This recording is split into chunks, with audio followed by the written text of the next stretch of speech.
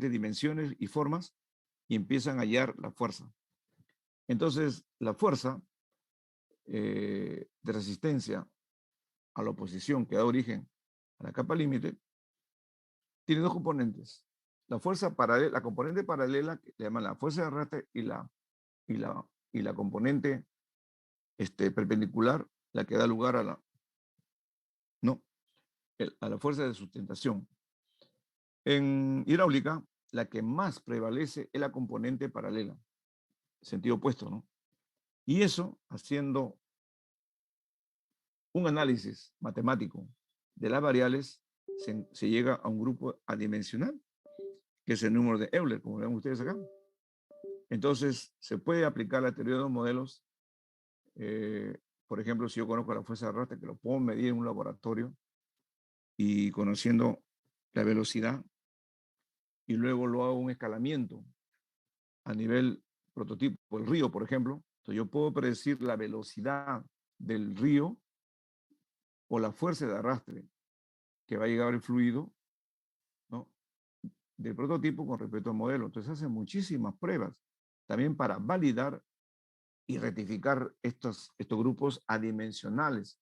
Claro, nosotros habíamos dicho que el número de reinos del modelo es igual al prototipo, pero de repente los ajustes de correlaciones, aplicando pues el método de regresión lineal o no lineal para ajuste de la ecuación, se pueden poner algunas constantes, digamos, ¿cómo se llama?, de corrección. Y eso es lo que hace muchísimo, es un trabajo de investigación. Yo lo estoy viendo acá nomás desde el punto de vista de información, ¿no?, para ver cómo lo hacen, pero si hidráulico lo ve más. Y la otra, pues, es como se llama, la fuerza de sustentación. En el caso de los aviones, la fuerza que existe opositora, que da lugar a la fuerza de arrastre, tiene una fuerza, el componente perpendicular, que es la sustentación. Y mira qué curioso. Esta fuerza que lo origina, bueno, puede ser el fluido hacia la ala del avión o el ala del avión hacia el fluido, que es lo mismo por la fuerza de acción y reacción de Newton, existe ahí. Obviamente para el fluido no le gustaría que tuviera el ala del avión, porque le impide y genera todo este problema. Igualito, el avión diría para que existe el aire, porque si el aire me genera mucha fuerza de resistencia y al final va a conducir a que yo viaje a menor velocidad. Pero algo así como que se odian, pero se necesitan. Porque si no hubiera la fuerza de sustentación, el avión se cae.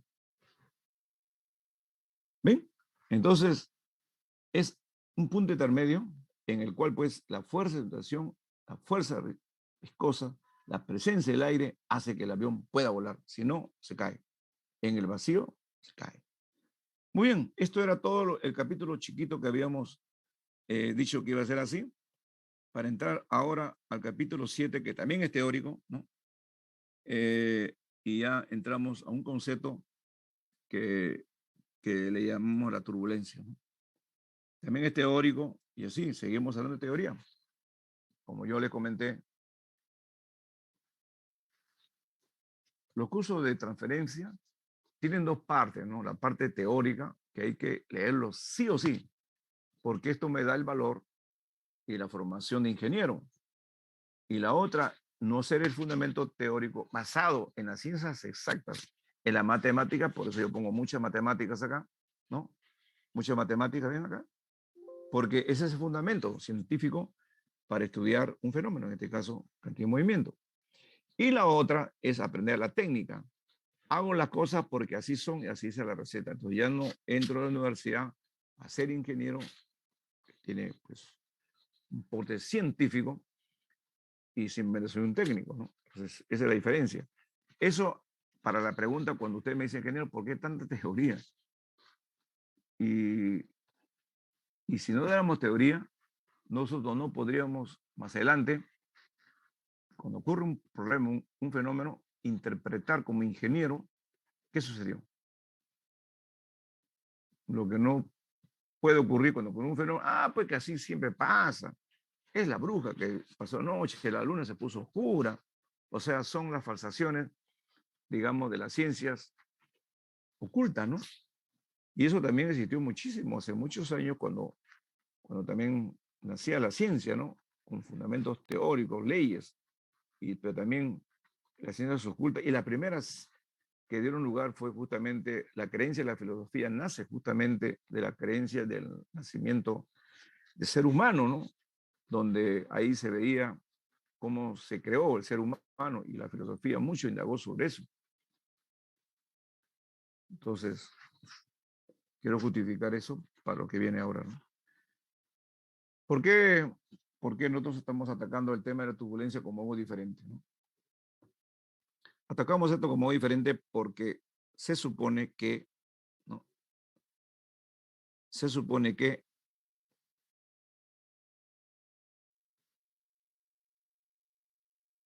existe ya la ley de viscosidad de Newton, pero esto es válido para flujo laminar. Pero ¿qué cosa es flujo laminar? ¿Qué cosa es turbulencia? ¿Qué es esto? ¿Qué nos define cuáles son los parámetros y en qué caso yo puedo definir que estoy en el estado laminar, en el estado turbulento? El señor Reynolds, gran científico hidráulico, miren pues, en el año 1840, cuando ya la ciencia, la ingeniería se estaba dando, ya la hidráulica era parte de una corriente científica, ¿no? Como especialidad, y, ¿no? Y en 1840, perdón, Hagen hizo un estudio y fue corregida, no muchos años después, por Reynolds. Él es un inglés. Bueno, no sabía que era un inglés de la Universidad de Cambridge, imagínate, que hasta ahora existe la Universidad de Cambridge, una universidad tan prestigiosa que hay en Inglaterra. Él hizo una prueba sencilla, objetiva, observativa, positivista, ¿no? ¿Cuál fue la experiencia que él hizo? Él lo que hizo fue un tanque de vidrio, con una tubería de vidrio para ver el fluido y una válvula, ¿no? Él sabía que por la energía potencial iba a fluir, no necesitaba bomba. Y lo que hizo fue colocar un colorante aquí, invisible en el agua, y empezó a abrir la válvula. Y lo que él hacía era medir volumen entre tiempo y iba hallando su número de Reynolds, ¿no? Entonces, entonces, el número de Reynolds para él simplemente era, ¿no? Rho, velocidad, diámetro entre la viscosidad. Bueno, lo cierto es que él simplemente ante varias pruebas, número 1, 2, 3, establece una data donde acá, bueno, la densidad, la viscosidad no va a cambiar, son constantes. Simplemente el diámetro también era constante. Iba midiendo, ¿qué cosa? El volumen, que también era constante, B chiquita, la buena velocidad.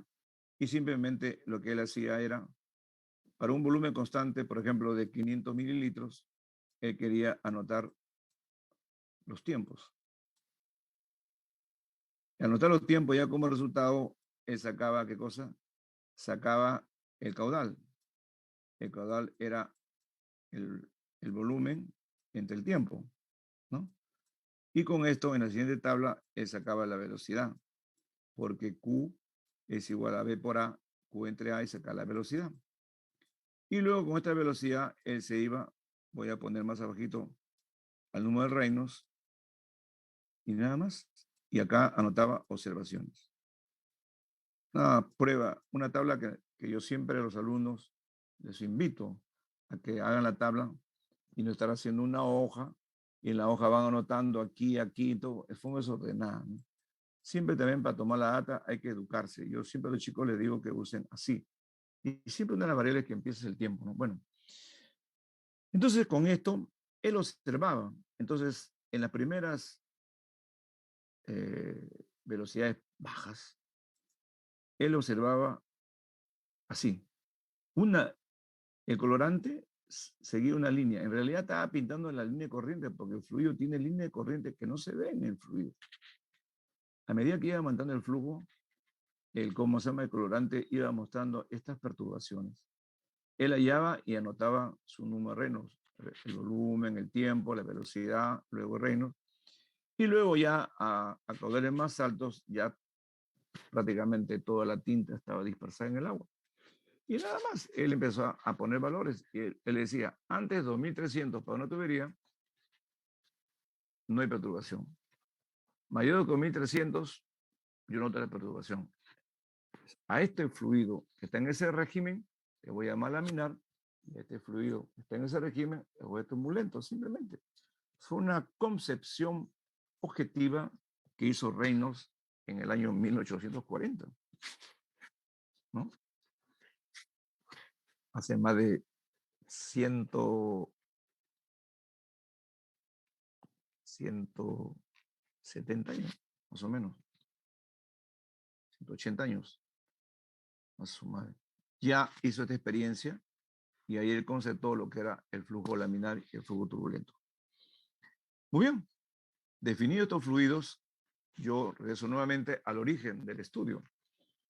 El origen del estudio de la cantidad de movimiento es establecer una relación entre causa y efecto. Siempre el estudio investigativo, interpretativo, el método científico que estamos estudiando nosotros, siempre causa-efecto. La ingeniería no se escapa, eso siempre causa-efecto. Y Reynolds sabía esto. Y él decía, tengo una causa, el esfuerzo cortante, y el resultado va a ser, el efecto va a ser el cambio del movimiento del fluido medido a través de la velocidad. Él había establecido una ecuación, pero la pregunta era, ¿cómo atacaba estos movimientos de fluidos tan perturbados? ¿Deberían seguir la ley de viscosidad de Newton? Entonces, se plantearon muchas teorías. La primera es descartar que realmente el Reynolds no se podía extrapolar del modelo de Reynolds, que era la famosa ecuación, pues, no, la famosa ecuación que le hemos visto hasta por gusto, que viene a ser que el tau es igual a mu derivada de bx entre di. Este es el modelo, ¿no?, que se planteaba. De este modelo, nosotros vamos a seguir en las siguientes clases, la cadena del valor, ¿qué se origina? Entonces yo de aquí me interesa la velocidad. Tengo que establecer una ecuación de velocidades, pero luego voy a estudiar ya otros términos como la pérdida de carga, que está vinculado a la velocidad. Y luego de aquí hay un factor que yo le llamo el factor de fricción, que está vinculado a estos parámetros. Con esto, como está vinculado con el diámetro, yo al final diseño. O sea, el objetivo de esta teoría que este capítulo termina, no se trata de estudiar la teoría por la teoría, sino dónde voy a llegar yo. Y justamente, como esto es una carrera de ingeniería, ustedes van a ver a los profesores que van a tener el mismo modelo explicativo, como lo estoy haciendo, teoría, y finalmente va a terminar en la razón de ser diseño. No uso bien, el ingeniero diseña y opera equipos de procesos industriales. Pero para llegar a eso, tengo que ver conceptualmente cómo estas ecuaciones van sucediéndose para llegar al objetivo final. Entonces ya más o menos ya le adelanté a dónde queremos llegar. Porque si no, esto va a ser como un curso de matemáticas, ¿no? Bien, dicho esto, continuamos. Entonces, siempre las teorías son copionas, ¿no? Siempre uno parte de hipótesis para llegar a una conclusión. Y a veces las hipótesis no son nuevas, son hipótesis ya conocidas y quieren extrapolarlo a otros hechos. Lo que se quiso acá hacer es decir, bueno, si bien es cierto, podría ser, ¿no? Esa es la hipótesis, ¿no? De que el modelo que da lugar, causa-efecto de un fluido puede seguir el modelo newtoniano, pues entonces sería así, pero para que no sea igual le voy a poner nu en vez de mu. Entonces se planteó como una alternativa de discrepancia con Newton. Dijo, no, hay que extrapolar Newton nomás. Y se estableció de que ese esfuerzo cortante como un nuevo modelo podría ser mu más n. Eso lo estableció el señor Wigner, donde esta viscosidad le llamó la viscosidad cinemática. Esta teoría rápidamente fue falseada porque se decía que era imposible poder medir la viscosidad en una línea corriente que no existía, porque recuerden ustedes, cuando estaba el colorante, todo estaba distorsionado, entonces ¿en qué momento podía leerlo? Por eso que esta teoría se falseó, o se descartó, también se habla así, y con resultados, pues, que fueron probados, obviamente, y validadas. Entre muchas teorías que existieron, una de las que se estableció fue en el año 25, fue la longitud de mezcla de Prandtl. Entonces, recuerden ustedes, en la teoría, parte de la observación y de la observación llegas tú a la ley, ¿no? Entonces, esto es un método deductivo. El método deductivo es cuando es al revés. Tú de la observación llegas a una ley, y en este caso, en el otro es deductivo, que parte de una ley y llegas a verificar los datos con la ecuación. En este caso es inductivo. Entonces, ¿qué hizo Prandtl? Así como recuerde bien que los científicos en hidráulica siempre han experimentado, nunca los modelos han sido teóricos. Entonces, él empezó a hacer un estudio muy bonito, ¿no? Él decía, a ver, según Reynolds, porque ya estamos ya en 1925, hace 80 años Reynolds, decía, ¿no? Y había establecido los regímenes laminar y turbulento, y, y si se encontrabas así, tú tenías los flujos laminares y podías aplicar la ley de viscosidad de Newton. Pero si tú tenías así el tinte colorante, que era más o menos la misma manifestación del fluido, pues eso se le colorea, porque el agua es incoloro. Entonces, él decía, pasan estos fenómenos. Pero estos fenómenos que yo veo son fenómenos, así como los hizo Reynolds, eran fenómenos macroscópicos. Entonces, donde en forma macroscópica, siguiendo el modelo de Reynolds que estableció el régimen laminar, fue en forma objetiva. Entonces, él dijo, me voy a meter al objetivo, pero más del mundo pequeño, y me voy a meter al mundo microscópico. Entonces, él observó que el fluido, así sea laminar o turbulento, desde el punto de vista microscópico, se ven así, moléculas. Sea laminar o turbulento. Él decía, yo veo lo mismo. Y yo no puedo mucho predecir si es laminar o turbulento. Veo moléculas. Veo moléculas que está pasando el siguiente fenómeno. Él decía, tengo una molécula A que se desplaza una distancia y choca con una molécula B, se disipa, él recibe esa energía, también se desplaza otra distancia, choca con otra molécula y así. Finalmente lo que estoy viendo es que el fluido se está moviendo. Eso lo ve desde el punto de vista macroscópico. Entonces Prandtl decía, es lo mismo ver el concepto del lado laminar y del lado turbulento. Para mí es lo mismo, decía, pero para no, digamos, falsear la ecuación de Leibniz y de Newton, sino darle otro modelo matemático, entonces él decía que era posible eh, conocer esa longitud desde la aparición y la desaparición de ese remolino. Y a esa longitud él le llamó la longitud de mezcla de Prandtl. Entonces, ¿qué viene a ser la longitud de mezcla de Prandtl? Es la distancia desde la aparición y la desaparición de una molécula, ¿no? ¿Ven? Que se desplaza a través de una longitud. Esa longitud, él le llamó la longitud de remolino, pero finalmente le puso el nombre de longitud de mezcla. Ese es el concepto, esa fue la teoría de Prandtl. Y bajo ese concepto, él planteó este modelo matemático. Él plantea este modelo matemático, ya corregida, lo vemos acá. ¿Ves? Como le digo, bajo un método científico de observación, de data y todo, él llega a establecer una ecuación que es esta que está acá. La famosa ecuación, la 1,7, que es la longitud de mezcla de Prandtl. Miren, el modelo difiere bastante de la idea de viscosidad de Newton, y esa es la que hasta ahora se ha prevalecido, pero miren, estudios profundos de data, ¿no? Que se dio. Donde él era pues la longitud de mezcla de Prandtl, y ahí se estableció una corrección de K, que es Prandtl von Karman, para llegar pues a una ecuación consensuada. Esa es la teoría, alumnos. Su teoría y su modelo matemático de Prandtl, ¿no? Acá está. Comparen con la ley de viscosidad de Newton por flujo laminar. Y esto es válida para flujo turbulento. La teoría ya lo expliqué. Y ahora lo que vamos a hacer simplemente es hacer correlaciones. ¿Y cuáles son las correlaciones? Por ejemplo, lo que yo me interesa mucho es conocer cuánto, ¿se acuerdan la ecuación para la distribución de fluxos cortantes y también para velocidades? Entonces lo vamos a hacer para flujo laminar y para flujo turbulento. Muy bien. Entonces, nosotros sabemos, pues, la energía de presión es una energía, ¿no? La energía piezométrica es una energía de presión más altura. ¿Se acuerda el piezómetro? Era Z más P. Eso no lo expliqué. No, todavía no lo explico. Eso lo voy a explicar después del capítulo 8. La altura piezométrica, adelantándome, es esto, ¿no? Sí.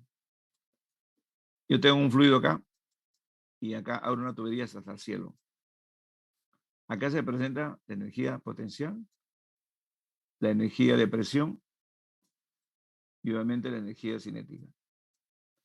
Entonces, la energía de presión, la energía topográfica se le llama energía piezométrica, pues porque este es un piezómetro. De ahí viene. Eso lo vamos a explicar en el siguiente capítulo. Muy bien. Entonces, él hace un análisis, ¿no? Hace un análisis de un tubo. ¿Qué hace? Plantea el balance de cantidad de movimientos. ¿Se acuerda que lo hicimos en forma integral? Él lo va a hacer en forma infinitesimal. Entonces, para eso establece un volumen de control, donde acá está la entrada y la salida, pero a propósito la pone inclinada para distinguir los ejes. El eje del fluido es el eje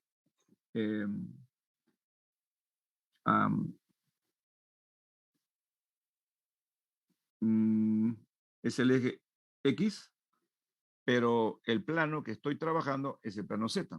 Entonces, nada más. Entonces, ¿qué dice él? ¿Se acuerdan cuando hacíamos momento 1? A la entrada que entraba P por A menos, ¿no? P más ETP por A, porque es diferencial, más el peso por el ángulo, todo en la dirección X, y menos el esfuerzo constante de P por DX, donde P es el perímetro mojado. ¿Por qué? Porque no siempre la tubería ocupa todo el volumen del tubo, como pasa en los desagües. En los desagües tú vas a ver que la mitad está fluyendo y la mitad está vacío. Y lo que yo tomo como área de transferencia es el perímetro mojado.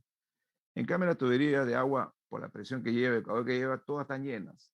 Entonces ahí sí se asume que es pi cuartos de cuadrados. Entonces, este balance se reacomoda y acá se hace pues un cambio de variable entre el eje X con el eje Z. Simplemente están separados por el ángulo, en este caso el ángulo teta. Se reemplaza en la expresión, simplificamos y llegamos a una ecuación del esfuerzo cortante en la pared, que es igual al área entre el perímetro mojado, la derivada de P, que es piezométrica, en Tx.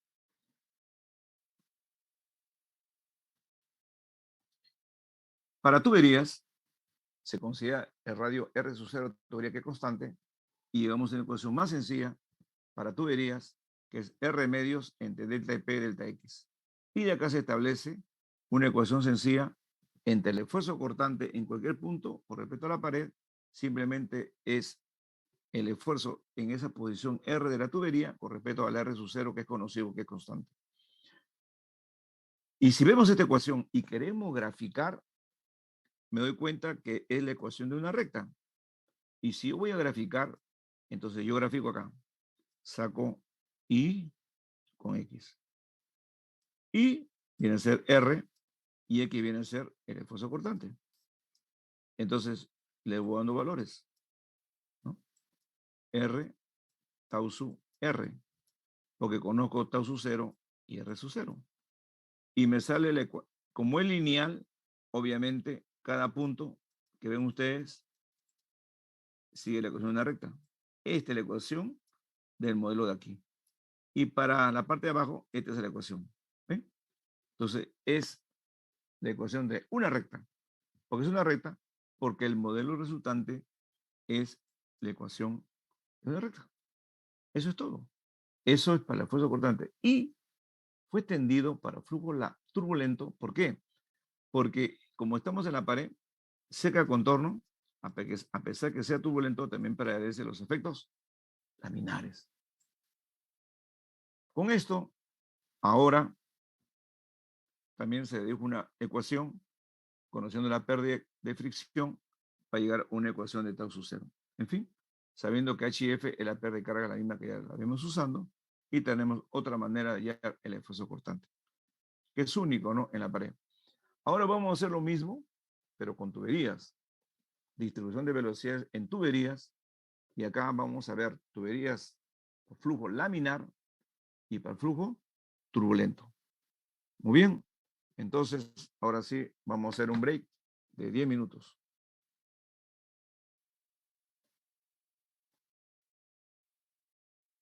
Bien, para no perder el espíritu.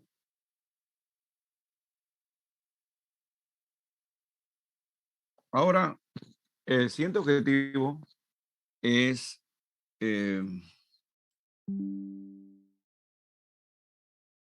Recording in progress. buscar, el siguiente objetivo es buscar la distribución de velocidades en tuberías circulares. Entonces, tenemos dos regímenes, el régimen laminar y el régimen turbulento. Muy bien. Para el régimen laminar, obviamente que tenemos que partir de la ley de viscosidad de Newton, que es válido para flujo laminar. Y lo que hacemos es doblar la expresión, como esta que estamos haciendo, y obviamente aplicar la relación del esfuerzo cortante, que ya lo habíamos hallado en la distribución de esfuerzos cortantes, y dijimos que era válido para flujo laminar como también para flujo turbulento, porque ya que se está atacando en la pared, el efecto laminar prevalece también cerca de la pared, aun cuando el fluido es turbulento en el otro tramo de la tubería, ¿no? Bien. Y lo que hacemos es simplificar algebraicamente esta expresión, ¿no? Y la velocidad, ¿no?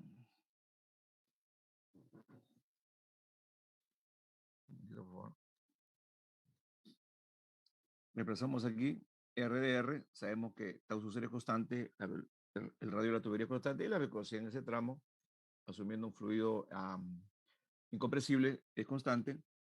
Hallamos la velocidad y en la integral siempre tenemos una constante. Esa constante la podemos deducir simplemente acotando y hacer la ecuación, digamos, explícita, ¿no? Y vemos en los extremos. Por ejemplo, cuando el radio es igual a R sub cero, la velocidad es cero, o sea, cerca a la pared. Y cuando el radio es igual a cero, o sea, en la mitad, la velocidad máxima. Con esos términos sacamos C sub 1, reemplazamos acá y hallamos la distribución de velocidades para régimen laminar. Si yo observo la ecuación matemática, me doy cuenta que esta es una ecuación cuadrática que va a depender de cómo se mueve el R. Y por eso que la gráfica va a salir una parábola. Eso es todo.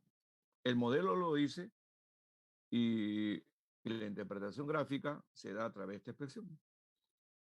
Eso es el resultado del modelo matemático. Y la gráfica es una interpretación en forma gráfica del modelo matemático. En flujo turbulento cambia la cosa, porque acá ya tenemos que partir de quién, de lo siguiente, ¿no? Vamos a ver el fenómeno. El fluido viene libremente y acá tenemos la curva, una curva de acá y vemos una zona del contorno. En esta zona de contorno sabemos que existe la capa límite. Una capa límite que da lugar a fluidos laminares, a pesar que es turbulento. Entonces, ¿qué va a suceder? Lo que va a suceder es que va a haber una zona laminar y una zona intermedia, que le llamo la zona de transición, donde no va a haber un comportamiento netamente turbulento. O sea, yo no puedo decir turbulento desde R sub 0, R a R sub 0 a R igual a 0. ¿Por qué? Porque en esta zona va a haber efectos laminares. Entonces, si voy a aplicar una ecuación turbulenta, tengo que asegurarme que sea turbulento del punto donde la aplico. Y como estamos viendo acá, no va a ser justamente desde la pared de la tubería, sino una distancia porque va a haber una zona de transición. Entonces, esa zona de transición le vamos a llamar la subcapa laminar y la vamos a atacar exactamente como para flujo turbulento. Ya estamos en flujo turbulento, como si fuera flujo laminar. Y hacemos lo mismo, ¿no? Pero aquí le vamos cambiando algunas variables a propósito que nos van a servir, ¿no? Para el estudio. Entonces, partimos la ley de viscosidad de Newton, ¿no? Reemplazamos los valores de tau sub cero y acá definimos, por ejemplo, la raíz cuadrada de tau sub cero entre rho como tiene unidades de metro por segundo, le voy a llamar la velocidad de corte, nada más. ¿Por qué? Porque su ecuación está vinculada con el esfuerzo cortante. Dicho esto, continuamos, ¿no? Entonces saco la velocidad de corte es igual a mu bx entre y donde acá obtengo esta expresión. El término de B de corte y mu es una expresión que ha dado lugar a que muchos científicos han hecho experimentos. Recuerden, estos modelos y estos pasos que voy siguiendo no son netamente pues, teóricas, ¿no? La hidráulica toda la vida ha sido experimental. Entonces, como ha tenido que falsear su modelo, entonces en base a datos experimentales, ellos iban consolidando el modelo matemático. Entonces, así experimentalmente se encontró que la velocidad de X entre la velocidad de corte es 11.6. Es un dato experimental. Entonces, esto se hace extensivo ahí, pero en este caso, de acá sacamos también que el espesor de la capa límite está vinculado con esta relación y sacamos otra expresión. Entonces, con esta información vamos a entrar a la zona de transición. Y así decimos, ¿no? El R, en este caso I va a ser el R, pero voy a poner I porque también se aplica para conductos no circulares o canales abiertos. Está en el rango cuando 5 es mayor que la velocidad entre la velocidad de corte, o es menor que 70 entre la velocidad y la velocidad de corte. Entonces, si es mayor que esto, entonces es turbulento. Si es menor que esto, es laminar. Pero esa es la zona de transición. Entonces, obviamente, que en la zona ya netamente turbulenta vamos a aplicar la ley de Prandtl, donde L, que es la longitud de remolino, es K veces la constante Karman por I. Acuérdense, L era la medición microscópica. Pero ¿qué cosa era? Era una longitud.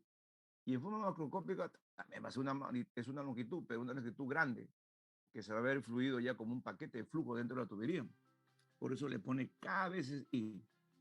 Entonces, reemplazando esta expresión aquí en la ecuación de longitud de Meckel Prandtl, vamos a ver qué nos resulta. Igualito, vamos a integrar. Y al integrar nos salen estas constantes que luego aplicar la condición de límite también la hacemos válida a través de una expresión. Entonces, igualito, vamos despejando algebraicamente. Miren, siempre manteniendo Bx entre velocidad de corte. Esta es velocidad de corte. U entre K logaritmo de I más C. Entonces, aplicando estas condiciones de límite y sabiendo de las relaciones anteriores que en forma experimental esta expresión era igual a 11.6, de acá deducimos el valor, ¿no? Reemplazamos acá, sacamos el valor C1 y el C1 sacamos también en la siguiente integral C sub 2, que sale esta expresión, reemplazamos y obtenemos una ecuación que sigue. Entonces, nuevamente, el segundo vincula rápidamente B1 entre velocidad X y al reemplazar la ecuación 1.5 tenemos una expresión C sub 2. Esa expresión C sub 2 en la ecuación 1.14 va a tener esta forma. Reemplazando C1 y C2 en la expresión, entonces yo tengo esta relación. Esta es la ecuación de distribución de velocidad, escúchenlo bien, para flujo turbulento. ¿Ya? Pero esto es en la subcapa laminar viscosa. Y también es válido para lo siguiente. Entonces acá sale el concepto, ¿no? Siendo turbulento,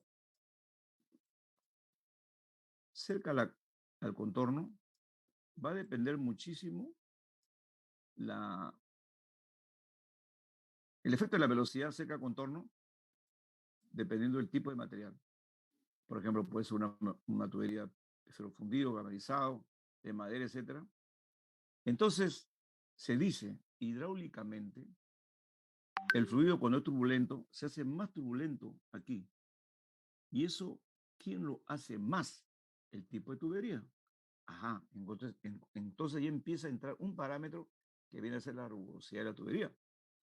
Entonces, ahí se establece, pero uno dice, ¿y es liso o es rugoso? Entonces, para evitar ya conceptos respecto al material, se definió mejor la palabra hidráulicamente liso, hidráulicamente rugoso. Un concepto hidráulico, ¿no? Entonces, se dice que esta ecuación, al no haber considerado el efecto de la rugosidad, se dice que esto es para el flujo turbulento. Entonces, el flujo turbulento tiene, digamos, dos formas. Para el flujo hidráulicamente It is liso, important to know that the scope of the Gerber method is not just limited to como acá dairy nos hizo samples per mención se. al Recent efecto de tests la has even rugosidad, seen entonces se dice reproducible que esta and ecuación reliable results es even la in non-dairy. distribución de velocidades para una tubería hidráulicamente lisa. Si ustedes denotan acá, yo empiezo a graficar la velocidad con R, el resultado, ¿no?, va a ser así. Ya no es una parábola, es el logaritmo, y esto más o menos tiene esta forma, un poco cerradita así. Esto es la distribución de velocidades a lo largo de la tubería.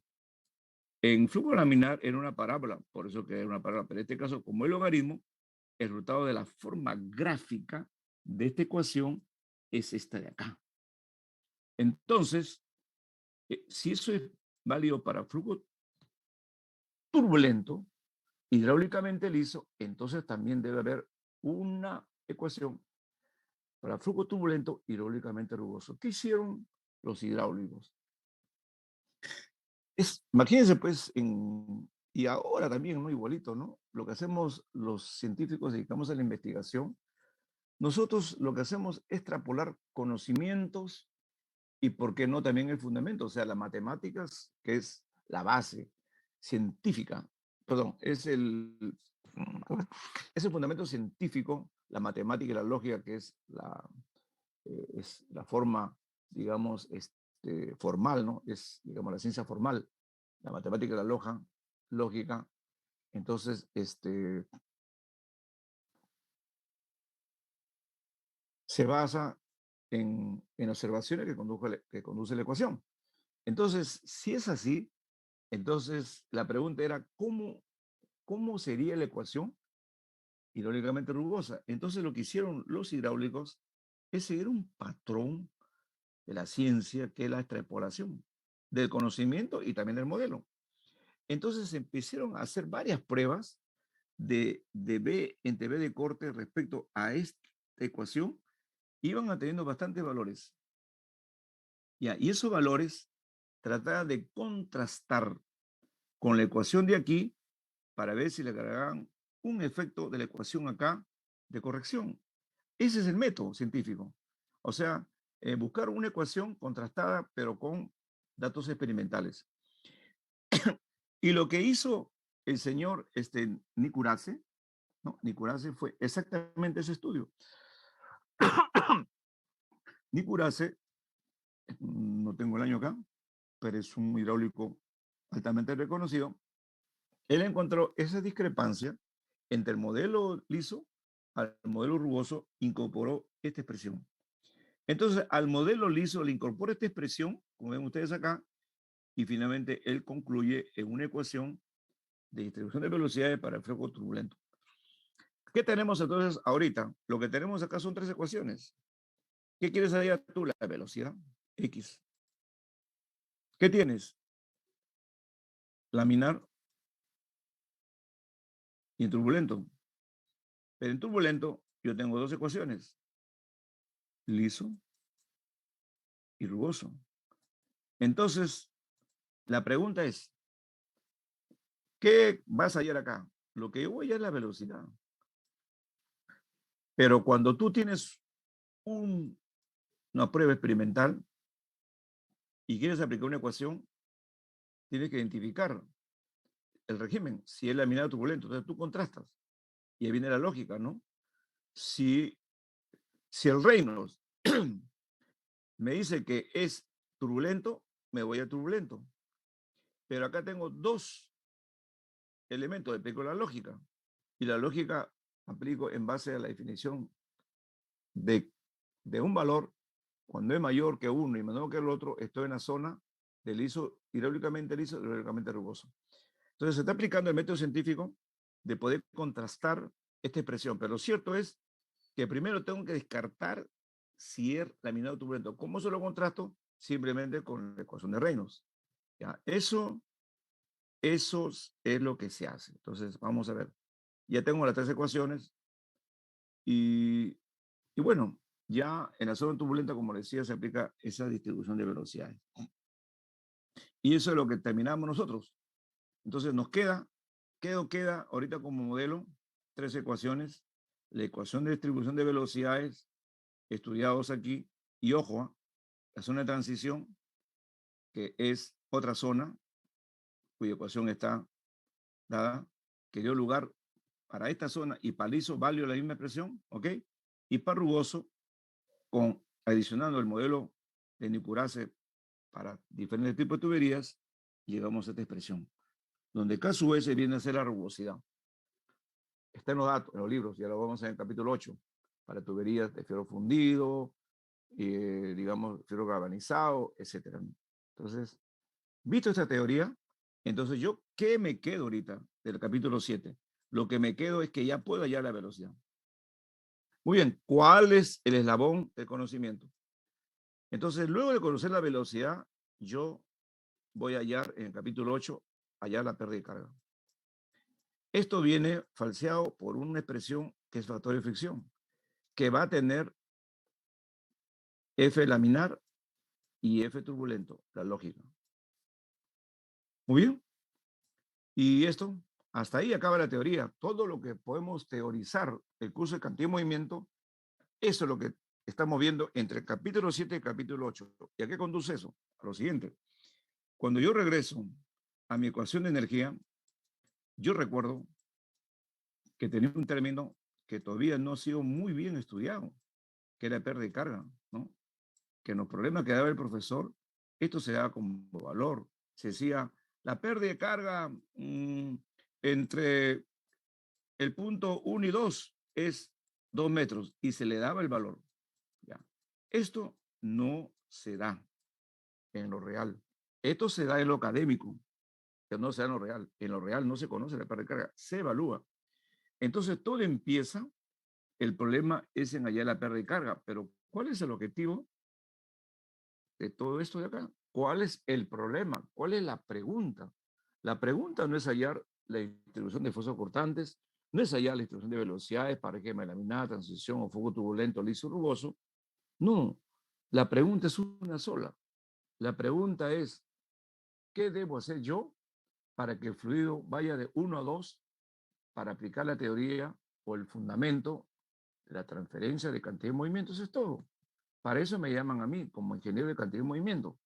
Entonces yo para llegar a eso, entonces mi incógnita de por medio no está en la pérdida de carga. Este es un tránsito que está en la energía de la turbomáquina. Es todo. Eso es todo. Pero para llegar a esto, yo tengo que hallar HF. Para hallar HF, tengo que hallar F. Van a ver que todo el problema de cálculos es hallar F. Y para hallar F, está vinculado con el modelo matemático de la distribución de velocidades, porque hay una ecuación de F que tiene que ver con estas ecuaciones que estamos viendo nosotros. Entonces ya encontramos ahora la razón del eslabón del conocimiento de cantidad de movimiento. Al final, pero también por un lado, yo tengo dos alternativas. O yo evalúo H o evalúo D, porque se van a presentar tres problemas. Mejor dicho, tres modelos de problema que cada uno tiene 50.000 ejercicios. Yo les voy a llamar ejercicios para diferenciar del problema del ejercicio. El problema, escúchenlo bien, que vamos a ver nosotros en el capítulo 8 o 9, ya de frente a los problemas, va a ser la primera, es la comprobación. Hallar el caudal. Todos los datos, hallar el caudal. Dos, ¿no? Ese de comprobación. Dos, dimensionar el diámetro. Y tercero, hallar la potencia o el G de la bomba. Son los tres problemas de la cantidad de movimiento. Y ahí es donde llegó este curso y ahí empieza y termina ahí. Pero para hacer esto, yo tengo que ir de delante hacia atrás. Esto. Es por eso que hoy día estamos viendo la ecuación de distribución de velocidades que me va a permitir a mí establecer la ecuación matemática para hallar F. Y F, hallo HF. Ya van a ver todos los problemas. Entonces, y como estos son implícitos, entonces normalmente todas las soluciones de ecuaciones matemáticamente son basados en métodos de convergencia y algunos son que los conocidos, ¿no? Por ejemplo, ¿quién no se acuerda cuando hicieron ustedes el método de aproximación sucesiva, ¿no? O si el modelo está conocido, aplicó Newton Rason de primer orden, segundo orden, ¿no? Bueno, perdón, variable, univariable y multivariable. Entonces hacemos recurso al curso este de métodos numéricos, que me va a seguir muchísimo, pero para eso yo tengo que tener bien claro la ingeniería química, en este caso diseño de tuberías. Pero al diseño de tuberías yo necesito ecuaciones, necesito herramientas, y esa es la teoría. ¿Me entendieron? A eso, por eso que estamos haciendo teoría, más el capítulo 8, y con eso ya me estoy orientando a dónde tengo que llegar yo. Eso es, en resumen, este curso de cantidad y movimiento. Igualito es calor, igualito es masa. El profesor le va a seguir el mismo protocolo de enseñanza para finalmente, teniendo todas las ecuaciones, yo conduzco a los parámetros de diseño. ¿Cuáles son los parámetros de diseño? El diámetro de la tubería, la altura de la columna de destilación, el área de intercambio de calor, el volumen de reactor. Ese es el diseño de los equipos de profesor. Pues el diseño viene de dimensionamiento. Cuando uno dice diseño, ¿qué diseño? La presión, la temperatura, el flujo, la composición. No, eso no es diseño. Eso se llama los parámetros de operación. Hay que saber distinguir muy bien los parámetros de operación, los parámetros de diseño y los parámetros inherentes. Y yo les había dicho a ustedes que los parámetros inherentes son todas las propiedades físico-químicas termodinámicas: densidad, viscosidad, C sub P, C sub V, entropía, y algunos parámetros que son inherentes, que se presentan en un fenómeno y no en otro. Por ejemplo, en cantidad de movimiento, el factor de fricción. En calor, el coeficiente global o la conductividad térmica. En masa, la difusividad. Entonces, la ingeniería química basada en los fenómenos de transferencia, todos tienen el mismo corte de enseñanza. Bueno, por eso, alumnos, yo los invito a que lean teoría y teoría, mucho de esto. A mí me gustaría tomar un examen de pura teoría, ¿no? Pero, en fin, lo más probable es que me lo jale a todos, porque normalmente el estudiante de ingeniería no nos gusta leer, nos cuesta leer, más nos cuesta resolver problemas. Entonces, por ahí estaba viendo yo un alumno que está haciendo una idea muy excelente de hacer un Zoom para repasar problemas. Eso me parece muy bien. No solamente va a facilitar, digamos, una interacción entre ustedes, pero por lo menos va a ser colaborativo, ¿no? Miren, allá por el año 70, yo estudiaba, pues, ingeniería, ¿no? Yo entré a la uni en el 71, 1971. Y le voy a contar, miren, cómo era en nuestra época, ¿no? En esa época, voy a ya a cortar la grabación, porque ya ahí terminó el capítulo 7. Recording stopped. Yo en el año 71